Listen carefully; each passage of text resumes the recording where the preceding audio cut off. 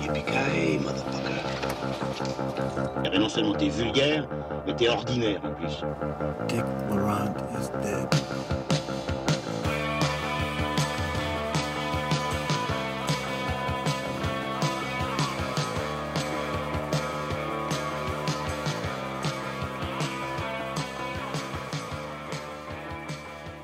Bonjour à toutes et à tous et bienvenue dans le numéro 6 du Passeur Transmission, la table ronde cinéphile du Passeur Critique.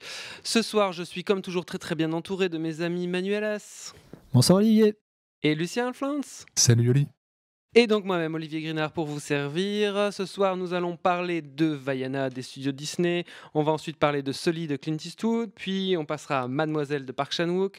Avant de faire un détour du côté de Paterson, New Jersey et de Jim Jarmusch. Et puis on finira avec le film événement Premier Contact de Denis Villeneuve. En fait, ça fait bien longtemps qu'on n'a pas enregistré le Passeur Transmission.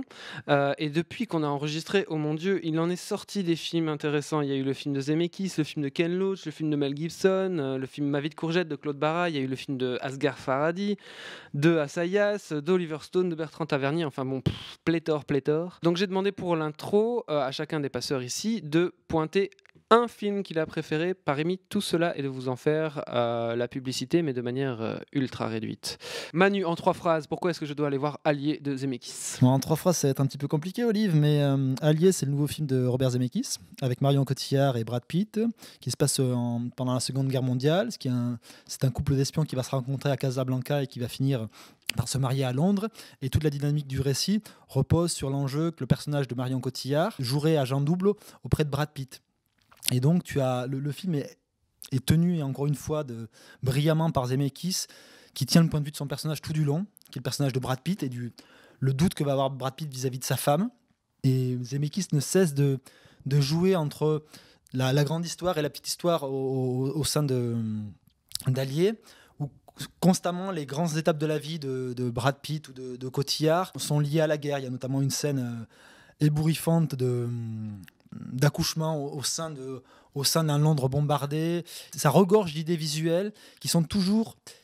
Il tient toujours le point de vue de Brad Pitt et c'est vecteur d'une immense tension dramatique. Et notamment, ce qui est assez étonnant, tu vois dans ce film-là, un truc dont je ne vais pas parler parce que sinon je vais en parler trop. Ok, très bien, merci. Lulu, qu'est-ce que tu as choisi et pourquoi on doit aller voir ce film ? Ou pourquoi est-ce qu'on doit le rattraper si on ne l'a pas déjà vu ? Oui, moi je vais vous parler de Ma vie de courgette de Claude Barras, écrit par Siyama, je crois, hein, c'est ça. Qui est très brièvement un joli conte féerico-social qui rappelle à ceux qui l'auraient oublié que le cinéma d'animation, quel qu'il soit, n'est pas uniquement destiné aux enfants. Et moi, je vais revenir brièvement sur le film de Ken Loach, où je suis allé, comme pas mal de gens, je crois, un peu avec des pieds de plomb, et j'aurais pas dû, en fait. Voilà, je trouve que le film a tout plein de problèmes, mais que malgré tout, je ne sais pas comment Ken Loach s'en sort, mais il est quand même émouvant, bêtement par je crois la beauté, la pureté des sentiments entre les deux personnages principaux. Finalement, gagne sur tout ce qu'on peut attaquer sur le film, c'est-à-dire un côté manichéen, un côté pas toujours très bien écrit. Mais voilà, c'est un film qui est politique, c'est sûr, mais c'est un film que je pense est nécessaire, qui vieillira sans doute pas très bien, mais si vous voulez être ému et emmené par deux personnages, voilà, vous pouvez toujours aller voir le Ken Loach et vous faire votre idée. Très bien, on va commencer tout de suite avec Vaiana, le nouveau film des studios Disney. For generations, this peaceful island has been home to our family. But beyond our reef, a great danger is coming. Legend tells of a hero who will journey to find the demigod Maui. And together, they will save us all. Donc Vaiana, c'est le nouveau film de Ron Clements et John Musker, à qui l'on doit déjà La Petite Sirène, Aladdin, Basile détective privé.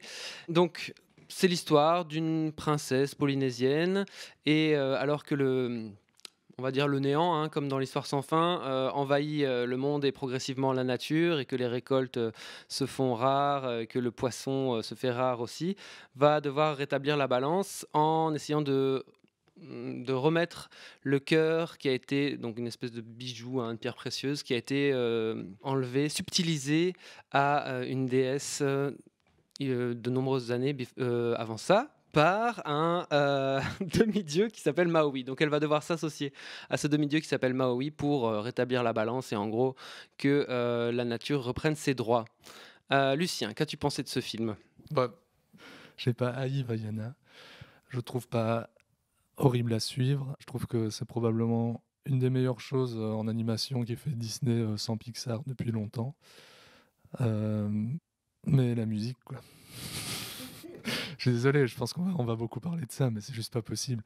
Il y a une chanson toutes les 3 minutes et c'est juste de la pop américaine dégueulasse qui me fait sortir du film à chaque fois et qui me gâche absolument tout. Ceci dit, à l'image d'ailleurs de ce coq insupportable qui dramatiquement ne sert absolument à rien sinon à faire une blague nulle toutes les 2 minutes. Mais je trouve par exemple que le méchant est un bon méchant par rapport au dernier méchant Disney qu'on ait pu voir, qui visuellement a de la gueule. Voilà. Il n'y a pas vraiment un personnage de méchant comme dans comme le Scar du Roi Lion. C'est plutôt une espèce de dieu qu'on voit à la fin, qui fait quand même assez fort penser à la scène de Allez, aidez-moi la Belle au bois dormant. Ouais, il est peut-être moins incarné que les d'autres méchants Disney, mais il y a une vraie dimension graphique extrêmement forte. Ça évoque Gustave Doré ou même ce qu'avaient fait les frères Brizzi sur le Fantasia 2000, l'Oiseau de Feu, qu'on peut aussi retrouver chez Miyazaki. Il y a toute une dimension poétique liée à la nature qui est, je trouve, assez bien amenée, visuellement, qui fonctionne bien. Et étonnamment, je trouve, après avoir flingué le film de pirate avec les grimaces simiesques là, de Johnny Depp, là il y a vraiment un retour à cette pureté du film d'aventure maritime, que ce soit L'Aigle des Mers, Capitaine Blood avec Errol Flynn, cette notion vraiment d'aventure. Je trouve que visuellement le film est super beau. Il y a à la fois, ils sont arrivés à un photoréalisme assez poussé au niveau de tout ce qui est décor, mais la façon de travailler les couleurs, tu as l'impression de voir une sorte de technicolor resplendissant où les couleurs sont extrêmement saturées, le bleu de la mer d'une intensité exceptionnelle. Après, moi, je serais moins sévère que toi, même sur les chansons. D'autant plus que je trouve que c'est souvent assez bien chorégraphié dans le film. Il y a une vraie dynamique dans les chansons. Après, ça reste une convention de Disney, c'est une convention des comédies musicales. Donc peut-être à l'écoute à côté, ça va peut-être moins fonctionner, mais je trouve dans le film, moi, je sors plutôt du métrage en la fredonnant. J'ai pas l'impression d'entendre une scie à chaque morceau. Non, la musique n'est pas coup de scie, plutôt l'inverse, quoi. Moi, c'est ce que je trouve dérangeant, c'est plutôt l'impression qu'on te verse du sirop, même le tympan, quoi. Quand tu parles de convention Disney, ouais, c'est absolument ça. Il y a une phrase de dialogue que je peux plus citer, mais où ils en rient. C'est Maui qui fait une blague sur le fait de chanter tout le temps. C'est un clin d'œil, c'est bon, c'est qu'ils en sont conscients et qu'ils se sentent un peu obligés, mais je serais quand même curieux. On parlait de Basile, voilà un Disney que moi j'aimais bien, dans lequel il y a, si mes souvenirs sont bons, une seule chanson sur 1h20 de film. Ça fait du bien aussi parfois. Ouais, je vais plutôt vous rejoindre. En fait, je trouve que aussi, ouais, voilà, visuellement, le film claque, hein, c'est super beau. Vraiment, ça fait plaisir à voir. Il y a la scène aussi de nuit sur le radeau avec le fantôme de la grand-mère qui revient et tout, c'est vraiment magnifique, quoi. Après, agréable à suivre, non, je ne trouve pas trop, parce qu'en fait, après une exposition qui, selon moi, est assez virtuose, et comme vous dites, le dénouement, les 15 dernières minutes qui sont vraiment, vraiment belles avec ce grand méchant, je trouve que dans ces péripéties, il y a un gros ventre mou, quoi. Moi, je me suis bien ennuyé au cœur du film. Avec cette espèce d'escargot géant là, cette scène-là par exemple, j'ai pas du tout aimé, j'étais pas du tout dans le film, comme vous disiez, le sidekick qui est ce poulet là qui ne sert complètement à rien, qui est vraiment énervant.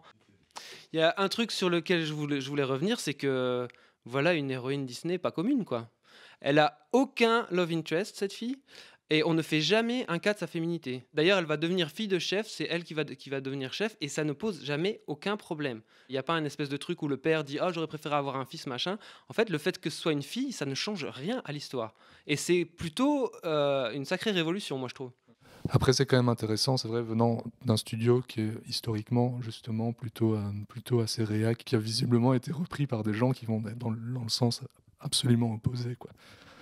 Effectivement, elle détonne avec les canons des héroïnes Disney habituelles, mais je trouve le personnage de Maui plus intéressant que la princesse. Je trouve son arc narratif, ses fêlures plus intéressantes. En effet, les conflits internes de Maui sont plus intéressants, mais je trouve qu'à l'écran, vraiment, au résultat, moi je suis beaucoup plus la fille et Maui m'énerve un peu, on va dire. Et je trouve, au niveau du character design, je trouve que c'est pas une super réussite.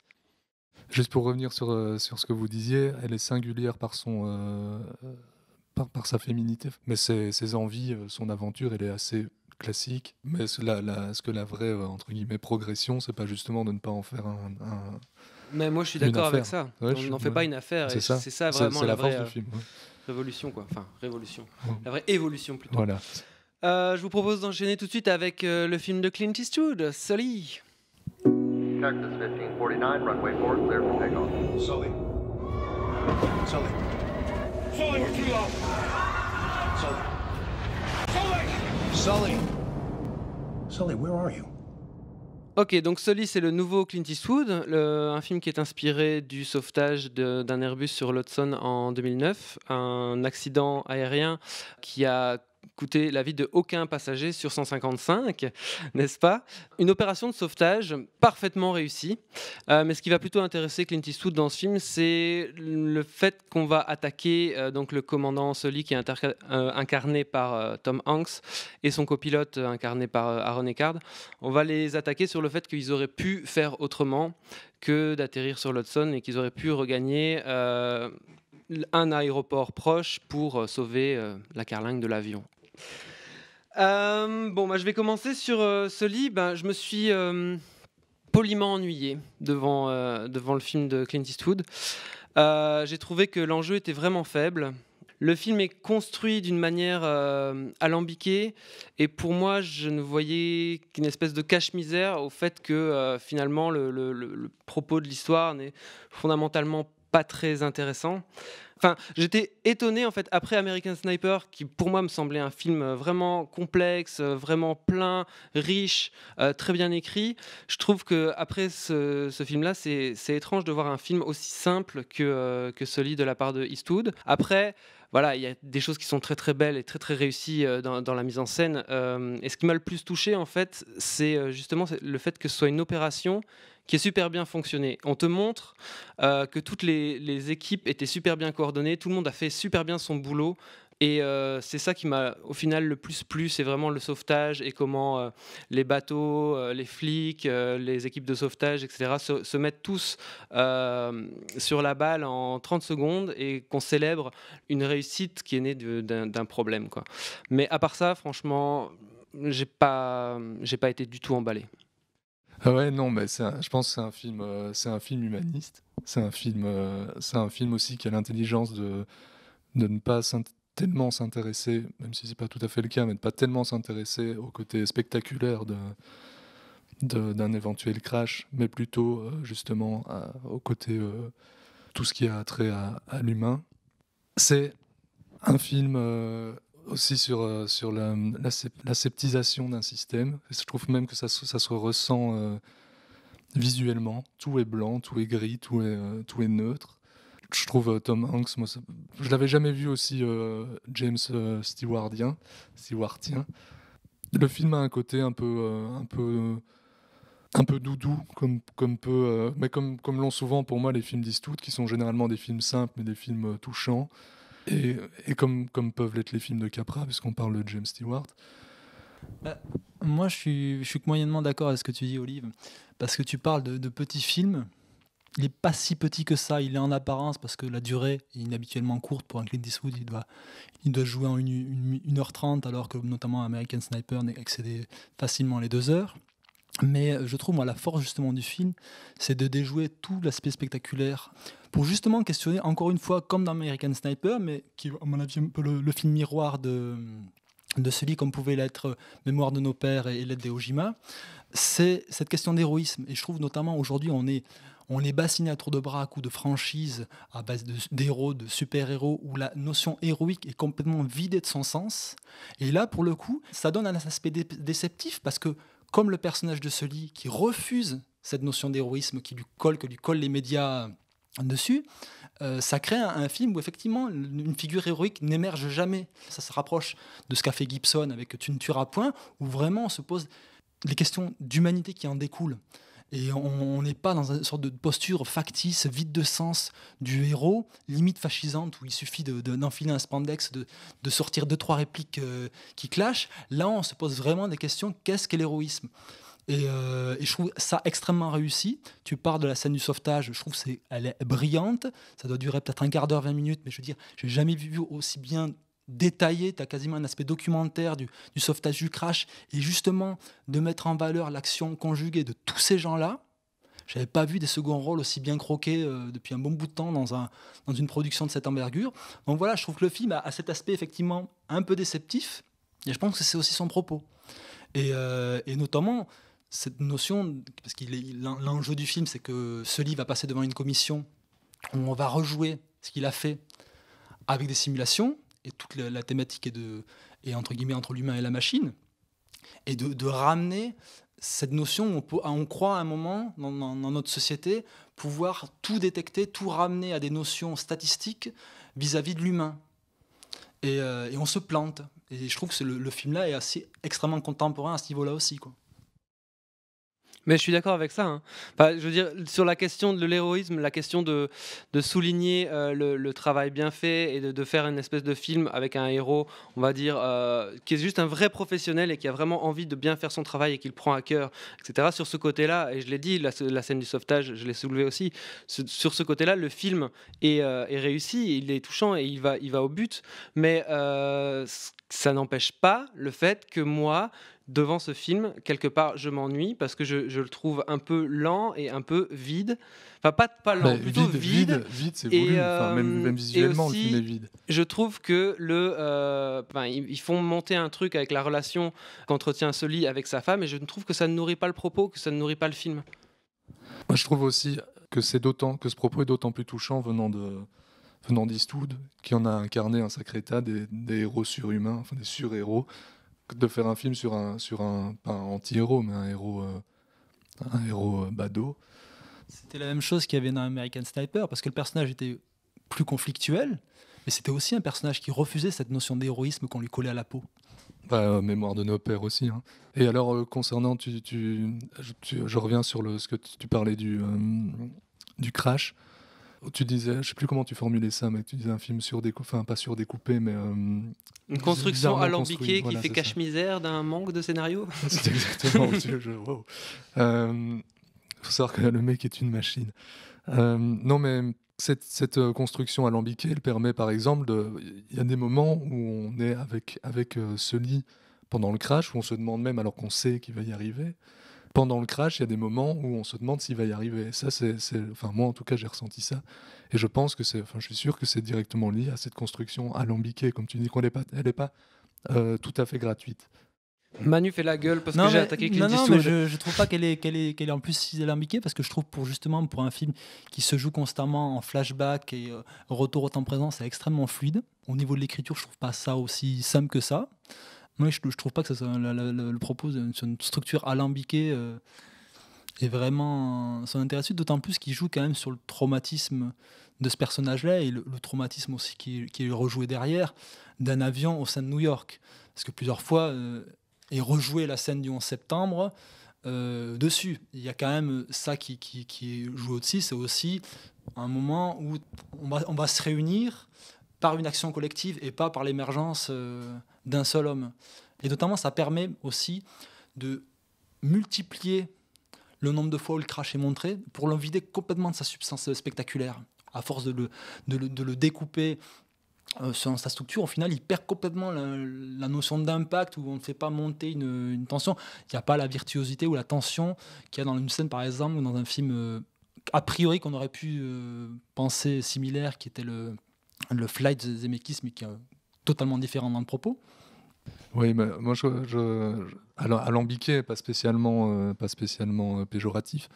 Enfin, dans ce cas ici, parce que c'est vrai que concrètement, le film aurait pu durer 10 minutes. C'est le fait qu'on revoit, si tu vires tous les flashbacks, tous les différents angles par lesquels sont sont entrepris l'histoire, tu peux raccourcir le film de moitié. Mais cette longue scène de fin où on revoit, je crois qu'on voit 4 simulations différentes. Elle est formidable. Elle est formidable. Mais moi, c'était l'encéphalogramme plat, quoi. J'avais vraiment aucune émotion. Je m'ennuyais parce que je savais très bien où est-ce que finalement ça allait aller. Et voilà, j'ai trouvé ça une espèce de démonstration froide et pas très intéressante, quoi. Je propose qu'on conclue là-dessus. Sur ce lien, on en a déjà bien parlé. Peut-être un premier cas de désaccord au sein du passeur transmission. Juste, ouais, peut-être pour préciser, ce qui est dommage, c'est que le film a été tourné pour la première fois entièrement en IMAX par Clint Eastwood. Et tu as toujours la problématique, que ce soit en France ou en Belgique, du manque de salles IMAX pour diffuser ce genre de film, parce que toutes ces vues de New York, tout l'aspect documentaire du film autour du crash doit être beaucoup plus percutant dans une expérience IMAX. Donc je propose qu'on passe maintenant tout de suite au gros morceau de la soirée. On va parler de Mademoiselle, le film de Park Chan-wook.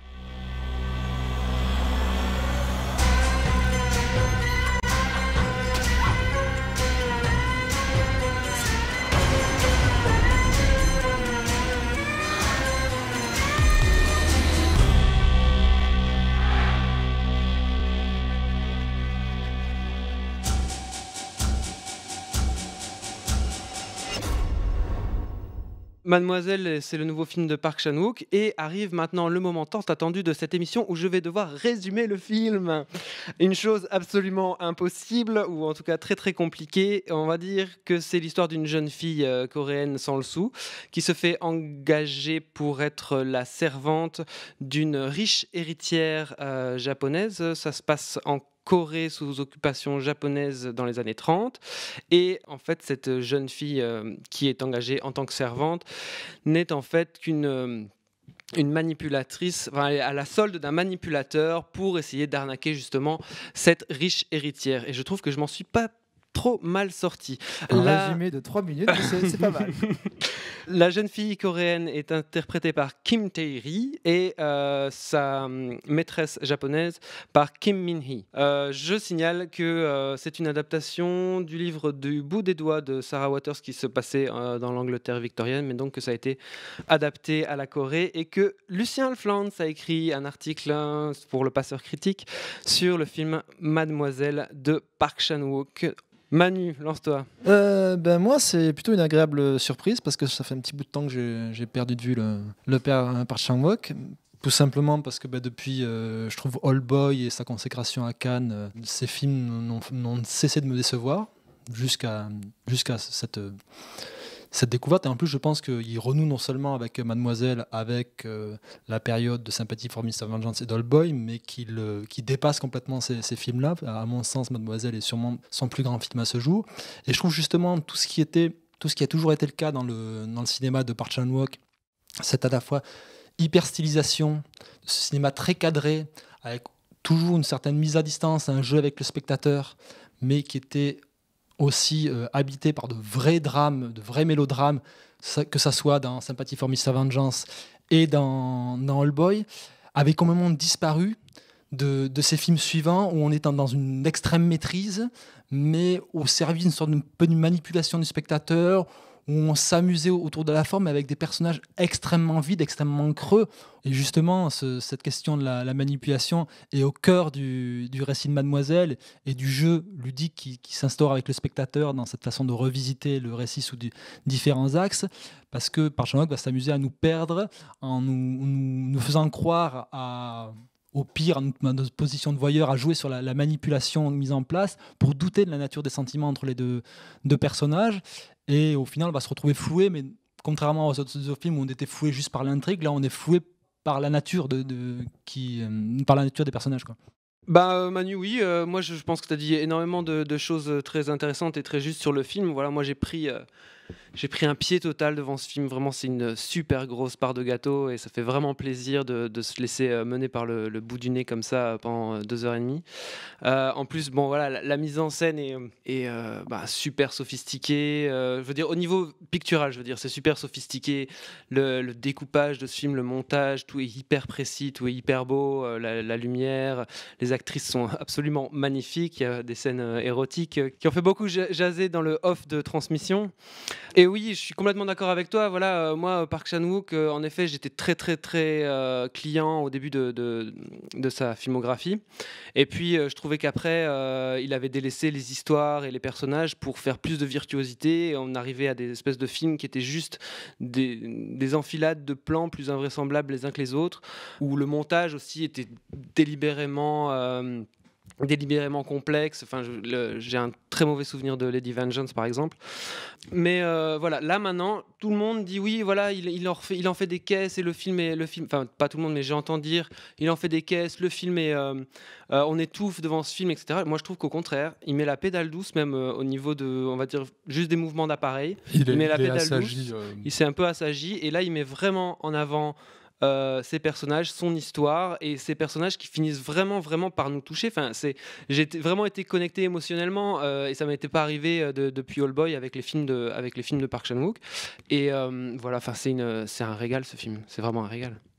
Dans All Boy, moi j'avais le même plaisir de spectateur. Je le trouve quand même plus bordélique, un peu plus frénétique même, et parfois moins lisible, même malgré la complexité de celui-ci, je le trouve. All Boy était vachement plus démonstratif pour le coup. C'est ça. Ici, tu dis qu'il s'est assagi, il y a toujours. Je parle au niveau visuel. Oui, on est d'accord, mais il y a toujours tout ce qu'on aime, plein de mouvements de caméra, etc., qui sont ici absolument. Enfin, en tout cas, dans la première partie, je trouve que tu as des travelling quasi permanents qui sont toujours avec un temps d'avance sur les jeux de regard entre les personnages, etc. C'est brillant. Ce côté le sentiment, la manière dont elle se regarde, le sentiment d'être observé aussi par rapport. Enfin, c'est assez. Et tout ça passe par des mouvements de caméra assez discrets, mais fascinants. Ça peut être mais visiblement, c'est une obsession pour le cinéma cette année, mais c'est aussi un film féministe. Je sais pas si c'est le bon mot, mais en tout cas, un film. Qui met les femmes en avant. Qui décide, juste parce qu'elle le décide, de fuir une sorte d'enfermement sociétal. D'ailleurs, il y a aussi tout un discours sur, je pense qu'on connaît généralement assez mal en Europe, sur l'occupation japonaise en Corée, sur à qui ça a pu profiter, là en l'occurrence, ce que raconte le film, c'est plutôt aux hommes riches.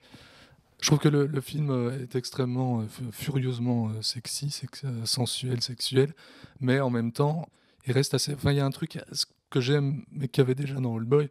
Park Chan-wook va être assez, grivois dans des scènes basiques. Enfin, je veux dire Tu veux dire la scène du bain ? Non, mais dans des simples conversations, des dialogues qui peuvent être assez grivois, ironiques, tout ce qu'on veut.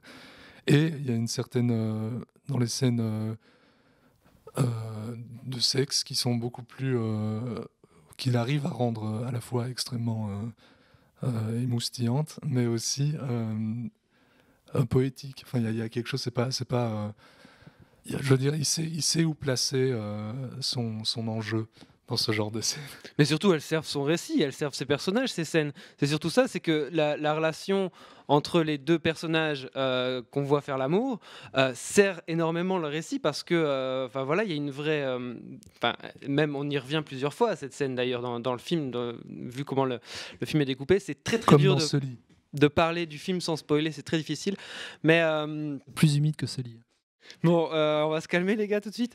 Mais voilà, en fait, les scènes érotiques vont vraiment servir les personnages et servir le récit. Enfin, sans ces scènes érotiques, l'implication émotionnelle vis-à-vis des personnages et vis-à-vis de leur destin, de la fin du film, n'est pas la même, quoi. Parce qu'il n'est que question que de ça. Comment elles ont révélé leurs sentiments dans ces scènes-là. C'est un film furieusement érotique. Ça faisait longtemps, c'est même assez rare en salle de voir des films qui vont aussi loin dans cette dimension érotique, qu'il a réussi, je trouve, aussi bien, parce qu'il va franco sur les scènes, même si c'est pas un gros bourrin comme Keshish, hein, je veux dire, pour le coup, il travaille vraiment la dimension sensuelle du truc, tout en avalant très peu, mais ça reste diablement excitant, et c'est quand même important quand on va au cinéma, quoi. Ok, donc on vous encourage très vivement à aller voir Mademoiselle, le superbe film de Park Chan-wook. Et tout de suite, on va parler de Patterson de Jim Jarmusch. Do you think there are any other anarchists in Patterson? You mean besides us? Not likely. Without love, what reason is there for anything? He's not gonna do anything crazy. Everything he does is crazy. Nobody move! Başta Bayım Patterson. Aha. Aha, what? This very poetic. Get my ass kicked today. Who are you playing? Myself. Donc Patterson, c'est le nouveau film de l'américain Jim Jarmusch avec Adam Driver et Golshifteh Farahani. Voilà, Patterson, ça se passe à Patterson, New Jersey. C'est l'histoire d'un type qui s'appelle Patterson et qui conduit un bus. C'est un film qui se passe sur une semaine et avec répétition du jour et de comment est-ce qu'il va occuper sa semaine, ce jeune homme interprété par Adam Driver et qui surtout est poète à ses heures. Voilà. Lucien, tu te lances sur Patterson ? Ouais, moi je suis un immense fan de Jarmusch, moins de celui-là, même si, contrairement à Manu, je lui trouve des, non, je lui trouve des qualités. Bon, ça fait longtemps qu'on sent Jarmusch intéressé par la boucle. Enfin, il a un groupe qui s'appelle Skirl, que moi j'aime beaucoup, un groupe de post-rock ambient comme ça, qui fonctionne très fort sur les boucles. Je suis quasi certain qu'il a construit ce film comme il construit une de ses chansons avec son groupe, c'est-à-dire une sorte de boucle répétitive avec 4 notes. Je trouve l'investissement de la ville assez fascinant. Je trouve, c'est une ville que moi je connais fatalement très peu. Voilà, c'est un film qui fonctionne, comme je le disais, en boucle sur le quotidien d'un prétendant poète, chauffeur de bus, qui montre aussi la naissance de la poésie. Je trouve qu'il y a des très belles scènes là-dessus. Je pense entre autres à quand il est dans son bus le matin, ou bien où il y a un mec qui rappe un peu tout seul en impro. Je trouve que c'est vraiment une très belle scène avec un échange. Chaque fois, je trouve qu'il y a une sorte d'humour en filigrane comme ça derrière. Je pense entre autres c'est quand il est dans un bar et qu'il y a un gars qui s'est fait plaquer par sa gonzesse, qui en fait des caisses. Et donc on lui dit en gros arrête ton cinéma, quoi. Et qui répond simplement très placidement ouais, je suis acteur. Je pense que c'est un peu aussi le but de ce film. Enfin, la manière dont il a été construit, c'est aussi pour pouvoir capter ces petits moments qui peuvent se voir comme étant des bribes, des naissances, des pousses de poésie. Je pense que le film est construit autour de ça. Je trouve le personnage et l'acteur Adam Driver passionnant. Moi, à chaque fois que je le vois, je le trouve formidable. Surtout dans Star Wars, c'est ça ? Presque à chaque fois, je le trouve formidable. Ici, je trouve que l'ennui, c'est sa compagne, qui est un peu trop stéréotypée. C'est pas un problème d'actrice, c'est quand même l'écriture du personnage par Jarmusch, hein, qui frise la misogynie par moment. Je sais pas si c'est de la misogynie, mais en tout cas, le personnage n'existe pas, quoi. Je pense à la limite, le gars aurait été célibataire, que ça aurait été tout aussi bien. Pour moi, non, parce que la Golshifteh Farahani, déjà, elle est magnifique à regarder. Et ensuite... Elle fonctionne en miroir d'Adam Driver dans le film, c'est-à-dire que le personnage est fantasque, le personnage change tout le temps de centre d'intérêt, le personnage est très extraverti par rapport à Adam Driver qui, lui, justement, a une vie hyper réglée, hyper plan-plan, hyper structurée. Et voilà, c'est souvent ça dans une histoire d'amour.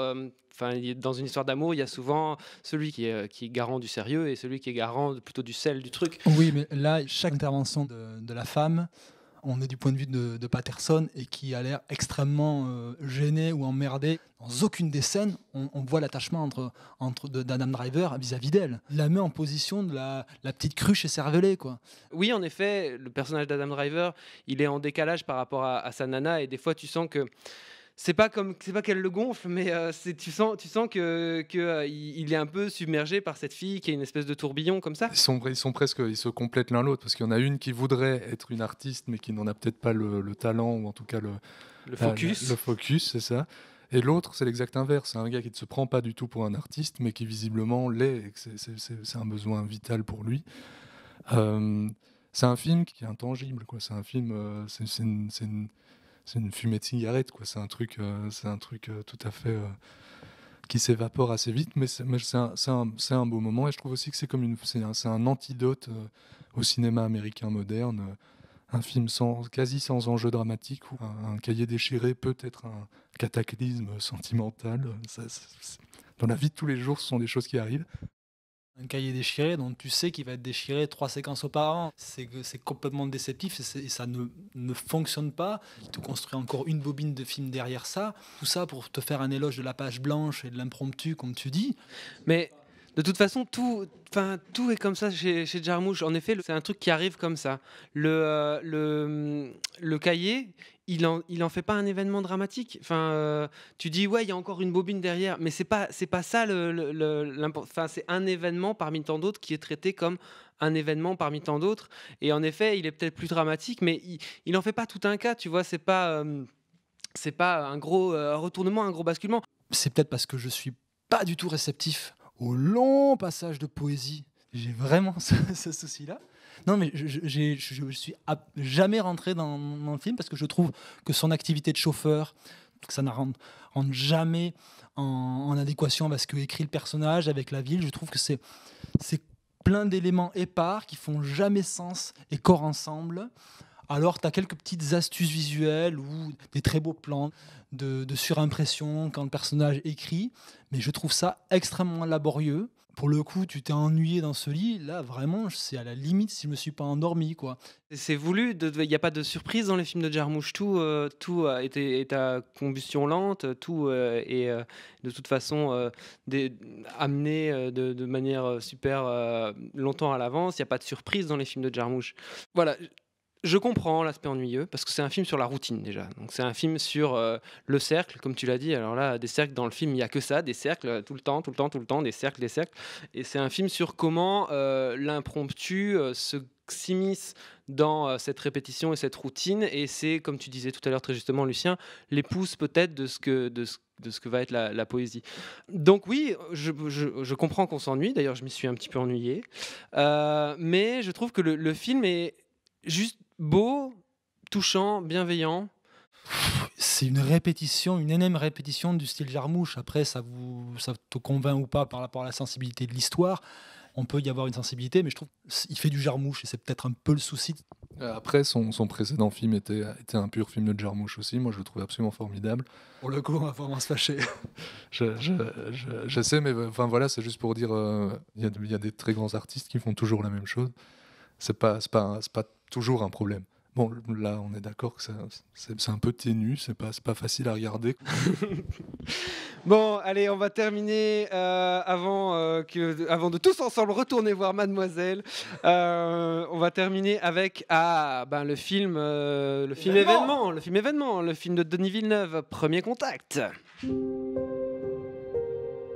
There are days that define your story beyond your life. Like the day they arrived.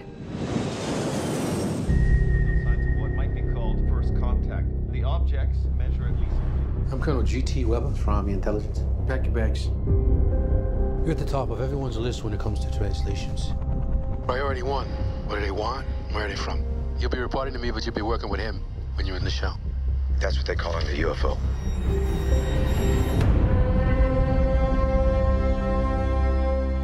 Arrival, ou Premier Contact en français, c'est le nouveau film du Canadien Denis Villeneuve avec Amy Adams, Jeremy Renner, Forest Whitaker. Et donc, c'est une histoire d'invasion extraterrestre où, du jour au lendemain, 50 immenses vaisseaux apparaissent à des différents coins du globe. Grands chocs à pic géants. Ouais, voilà, des grands chocs à pic géants de 450 mètres de haut, je crois qu'ils le disent dans le film. Et donc, notre amie Amy Adams est une linguiste brillante. Enfin, elle a rendu un service à la CIA qui vient d'un coup la rechercher pour qu'elle essaye d'établir le contact, voilà, le premier contact, avec ces êtres venus d'ailleurs. Donc, Denis Villeneuve, c'est un peu une nouvelle star, hein. Il a fait Prisoners, Enemy, Sicario, quelques films qui ont quand même bien fait parler d'eux ces dernières années. Manu, qu'as-tu pensé de ce film ? C'est peut-être pour moi le film le moins raté de Denis Villeneuve, mais ça reste un film qui est beaucoup trop roublard dans sa construction scénaristique et qui repose sur une arnaque de scénario dès le début du film et qui pour moi tue tout le film parce que ce qu'on a essayé de construire, le deuil qu'on a essayé de construire autour du personnage dès le début est en fait juste là pour résoudre à la fin les enjeux qui viennent du futur. Le film repose beaucoup sur ces dernières minutes et ce qui tourne autour du langage extraterrestre, puisqu'elle va se retrouver à communiquer avec les extraterrestres, et l'acceptation du personnage et ce qui est la nature et le jeu temporel qui est fait entre le futur et le présent repose sur quelque chose qui est installé de manière un petit peu roublarde au début du film et qui pour moi désamorce toute l'émotion qu'on pourrait avoir à la fin du film, parce que c'est une astuce de petit malin mais qui ne débouche jamais sur une émotion. Ouais, moi je suis absolument d'accord avec tout ce que tu viens de dire. Et je trouve que c'est d'autant plus dommage que le film propose des pistes intéressantes. C'est presque un film qui est trop court en fait. Peut-être que s'il avait été plus long, il aurait pu creuser des idées qu'il lance. Je pense, entre autres, déjà je trouve l'idée même qu'un film de science-fiction ne parle en fait que de présent est une belle idée. Même si c'est sur les 5 films dont on parle aujourd'hui, il y en a 4 qui distordent le temps. Qui ont une réflexion en tout cas sur la manière de remanier le temps, comme c'est le cas ici. Je trouve que Villeneuve a un certain talent. Le fait de l'apprentissage d'une langue étrangère, quelle qu'elle soit, c'est un peu l'apprentissage d'une culture et donc, d'une certaine manière, l'apprentissage de soi-même. Je pense que le film commence une réflexion là-dessus, mais va pas au bout. Enfin, c'est ça, il y a plein de germes, de trucs, d'idées qui peuvent être excellentes et qui ne sont absolument pas exploitées. Donc ouais, c'est un peu comme tu disais, un film de petit malin. Vous n'avez rien compris, c'est un chef-d'œuvre. Non, je plaisante. Donc là, on va vraiment passer pour les papis du net parce que tout le monde s'enthousiasme un peu sur ce film, mais bon. Voilà, moi je trouve que c'est un film qui est en fait finalement hyper mal écrit. C'est-à-dire que il voudrait faire comme ça une espèce de film très sérieux sur la science, etc. Et on essaye de te faire croire que ça pourrait vraiment arriver comme ça, etc., etc. Et ça se casse complètement la gueule à la fin du film, puisque le film ne tient pas debout 5 minutes. Enfin, au bout de la moitié du film, tout ça, ça ne tient plus du tout debout. Il essaye de faire un film purement émotionnel qui serait bâti sur le caractère d'Amy Adams. C'est totalement artificiel. C'est artificiel, mais en même temps, je pense que c'est le film qui aurait peut-être le plus marqué parce que pour le coup, Je vais la sauver, elle est investie, on a envie d'être avec elle, et je pense que c'est le film qui rate en fait. C'est le film émotionnel autour de Amy Adams. Elle est très bien dans le film, mais le problème dans son personnage, c'est que la construction du personnage repose sur une arnaque dès le départ. Il y a un côté petit malin dans la construction du film et qui fait que même l'empathie que j'ai eue pour le personnage, en fait, il me la flingue à la fin. Même si je comprends hein, ton sentiment d'avoir été arnaqué ou ton sentiment d'avoir été floué, je pense pas que cette révélation finale va flinguer ce que j'ai vu au début sur le personnage. Enfin, ça va pas flinguer l'empathie que moi j'éprouve pour le personnage. Oui, mais son rôle pour moi est complètement flingué au moment de la fin, au moment du twist, puisqu'on te révèle que ce qui a été ton facteur d'empathie pour le personnage n'était pas en fait pas là au départ. Donc tout son mal-être du départ n'a pas lieu d'être avant la rencontre avec les extraterrestres. Ok, et donc il y a un troisième film aussi qui est là le plus catastrophique des trois, c'est le film géopolitique. Alors à chaque fois qu'il y a des trucs sur la Chine, la Russie, c'est vraiment une catastrophe. Les passages sur CNN, etc., ça c'est pas possible. On te fait monter la sauce sur deux Marines qui regardent le CNN et après qui vont aller faire une espèce d'attentat. On n'y croit pas 2 secondes, c'est pas du tout suivi. En plus, l'espèce d'attentat qu'ils font dans l'enceinte du vaisseau extraterrestre ne change rien au film, ça n'a pas d'impact et après on ne revoit pas du tout ces personnages. Pourquoi faire un truc pareil ? Je ne comprends pas. Pourquoi est-ce qu'il ne peut pas se concentrer sur ces 2 bons comédiens ? Il y a Jeremy Renner qui est là. Alors nourrissez ce putain de personnage. Je sais pas, faites quelque chose avec ce que vous avez. Quoi. Mais justement, tu parles de Jeremy Renner. Pour moi, il ressort peut-être presque plus qu'Amy Adams dans le film, qui est là pour amener un petit peu de fantaisie, un petit peu de décalage dans le truc, alors que tout le monde a l'air de jouer le côté très concerné. On va faire l'inverse du grand film catastrophe, film de SF hollywoodien. Et au final, il ne fait que la même chose, puisqu'on retrouve des gens derrière des ordinateurs en train de tapoter, en ayant l'air très concernés. Tous les personnages sont un peu transparents. On s'en contrefou de Forest Whitaker. Mais comment il le flingue au début du film ? Au début du film, t'as Forest Whitaker qui vient, qui est censé être une espèce de colonel, genre un ponte du Pentagone et tout, qui arrive et qui veut embaucher Amy Adams. Et l'embauche d'Amy Adams se fait sur un malentendu. Elle dit tu vas voir mon collègue là, demande-lui qu'est-ce que ça veut dire tel truc en sanskrit, et te fait un super pain avec ça au scénario. Le mec, il revient la chercher, il fait la chute de la blague que je n'ai pas compris. J'en ai parlé à mon pote à la sortie, il n'avait pas compris non plus. J'en ai parlé à d'autres copains, ils avaient tous pas compris l'espèce de chute de cette blague. Mais comment est-ce que un mec du Pentagone va aller embaucher une linguiste sur une blague, quoi? C'est quoi ce truc? Donc on te flingue le personnage dès le début. Enfin, c'est pas possible, il n'existe pas. Il y a des trucs comme ça où ils essayent de se donner une espèce d'atour sérieux. Et en fait, ça tient pas debout 5 minutes. N'en parlons pas de la fin. Il y a une espèce de scène avec un général chinois qui intervient dans une espèce de fantasme qui juste ne tient pas debout. Tout le film se casse la gueule complètement. C'est pas debout, c'est vraiment l'astuce de scénariste pour te dire comment on va résoudre les enjeux. On va envoyer quelqu'un du futur pour dire au personnage au présent qu'est-ce qu'il faut faire, et elle va le faire dans la séquence suivante. Moi, j'ai du mal à comprendre la hype qui entoure ce cinéaste. Après, qu'on peut pas retirer à Denis Villeneuve, c'est qu'il a une esthétique assez travaillée, assez propre, et qui est bien maintenue, je pense, tout le long du film. Enfin, beaucoup de très longues focales avec des très peu de profondeur des champs. Mais ça raconte pas grand-chose. C'est que c'est de la belle image, c'est un côté très publicitaire au final.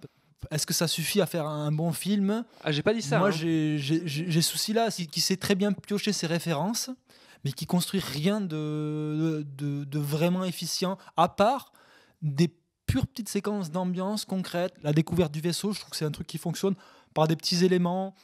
La petite lampe qu'on va lancer pour te faire comprendre le système de gravité au sein du vaisseau, la manière dont ça tient par des petites logiques de série B, pour le coup, c'est de montrer ça, fonctionne assez bien. Après, la lourdeur des citations sur Kubrick est quand même un truc qui joue en défaveur du film énormément, parce que pour le coup, le vertige que tu as dans 2001, tu l'auras jamais dans The Arrival, parce que tout se résout de manière beaucoup trop simple, ou même pas calculement simple, de manière téléphonée, parce qu'à des moments, tu ne comprends même pas pourquoi, tu ne comprends même pas comment ça se résout, tu ne comprends même pas comment on déchiffre ce langage. C'est un moment, le personnage de Jeremy Renner, pendant que Amy Adams est en train de dormir, au fait, pendant que tu dormais, j'ai trouvé la solution. On va te montrer des graphiques, tu ne comprendras rien. Pour le coup, Spielberg avait l'intelligence de baser le dialogue entre les extraterrestres et les humains sur de la musique. Et cette notion-là était beaucoup plus simple et beaucoup plus lisible pour comprendre comment les personnages arrivaient à communiquer. Là, en voulant de reproduire une écriture qui n'existe pas et la décrypter, ils tombent complètement à plat. Bon, très bien. Donc vous aurez compris que le Passeur Transmission, de manière unanime, n'aime pas le nouveau film de Denis Villeneuve. Et Blade Runner n'aime pas Denis Villeneuve. Donc oui, je rappelle pour nos auditeurs qui ne sont pas des geeks comme nous que Denis Villeneuve est maintenant affilié à la suite de Blade Runner. Avec Harrison Ford au générique, ce qui est déjà un immense contresens et qui sent le fanservice absolu. Ok, on va passer tout de suite au conseil.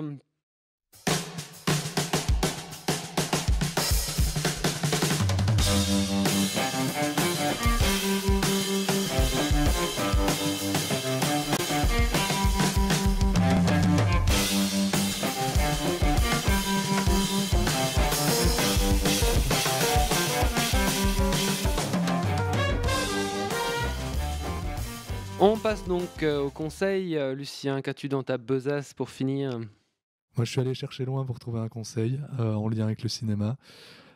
J'ai été chercher du côté de Spike Lee et d'un musicien qui a fait de la musique pour lui, qui s'appelle Christian Scott. C'est un Américain, un trompettiste, jazzman à la base, mais qui mêle des influences très très différentes. C'est absolument formidable. Il a un album sorti dernièrement, cette année, qui s'appelle Stretch Music. Eh ben moi, je vais vous parler d'un film qui sort début janvier, le 4 janvier au cinéma, qui est Monster Call, quelques minutes après minuit, de Juan Antonio Bayona. C'est un film qui pourrait s'inscrire dans toute une vague du cinéma actuel, d'hommage aux années 80, au cinéma, au studio Amblin de Spielberg, mais qui justement, là où contrairement on en a parlé dans les autres émissions, on était dans une posture très nostalgique, qui là n'est pas du tout ça, c'est juste un décorum et qui va aller très loin dans les émotions de ce personnage. C'est un enfant qui est confronté au cancer de sa mère et qui va trouver une solution par une évasion dans un monde féerique. Mais c'est un film qui fait beaucoup penser à L'Esprit de la Ruche de Victor Hérissé. Mais voilà, c'est un film sur l'enfance, le deuil, avec une puissance émotionnelle assez rare.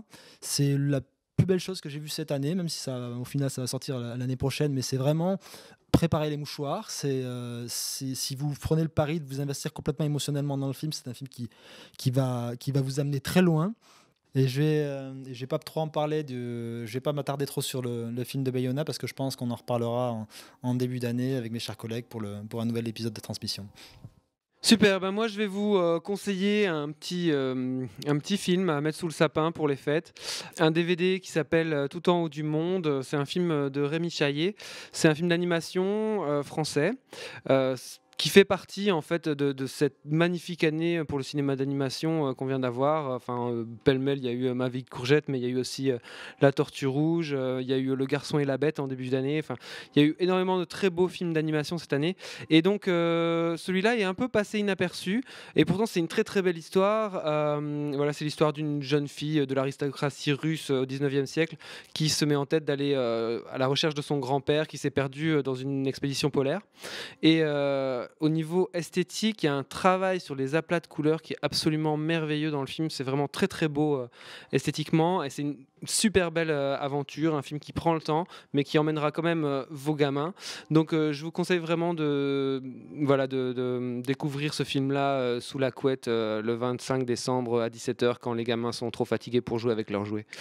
On vous souhaite d'excellentes fêtes de Noël et on essaiera de revenir tout début 2017. À très bientôt.